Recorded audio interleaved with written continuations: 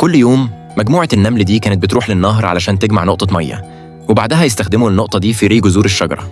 بعد كده يطلعوا على الشجرة، يمسك كل واحد فيهم نص ورقة ويشيلوها بكل قوتهم ويرجعوا بيها لمستعمرة النمل. لكن في نملة حمراء واحدة كانت مختلفة عن الباقي، كانت بتتشتت وهي بتاخد ورقتها، وهي بتتسلق فوق عيش الغراب كانت بتتعامل معاه كأنه ترامبولين وبتبدأ تلعب. وكمان كانت بتقف فجأة وهي شايلة ورقة وبتعمل زحمة كبيرة وراها. قائد النمل كان غاضب جدا، بس النملة الحمراء حتى ما أخدتش بالها. دي كمان استخدمت ورقة زي لوح القفز وبدأت تلعب لعبة نط، وجرت نمل تانيين معاها، وده قلل كفاءة شغل الفريق جدا. بس هي ما كانتش مهتمة خالص.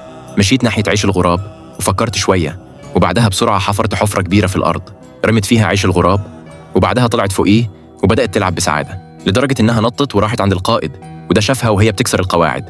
مسكها جامد ووبخها بشدة، وفي الوقت ده الترامبولين بتاع عيش الغراب عمل مشاكل كتير للنمل التاني، كلهم وقعوا تحت. المنظر ده صدم القائد لدرجة إنه وقع الورقة اللي في إيده. ولما شافت كده النملة الحمراء جالها فكرة، بسرعة قطفت ورقة ونطت عليها وبدأت تطير مع الهواء. القائد حاول يوقفها بس معرفش، والمفاجأة الأكبر إنها وصلت بالمستعمرة وهي طايرة على الورقة. ولما باقي النمل شاف ده بدأوا يقلدوها، واحد ورا التاني بدأوا يطيروا على الورق لحد ما وصلوا المستعمرة. بعدها 3 منهم عملوا فريق، استخدموا قوة المية علشان يوصلوا بسرعة لعيش الغراب، وبعد كده استخدموا الترامبولين علشان يطلعوا للشجرة ويطيروا راجعين للمستعمرة. ومع شغل الفريق سوا الكفاءة عندهم زادت 10 مرات. ولما القائد شاف كل ده اعترف بالنملة الحمراء وانضم للتعاون هو كمان، وبدأ يجمع الورق بجدية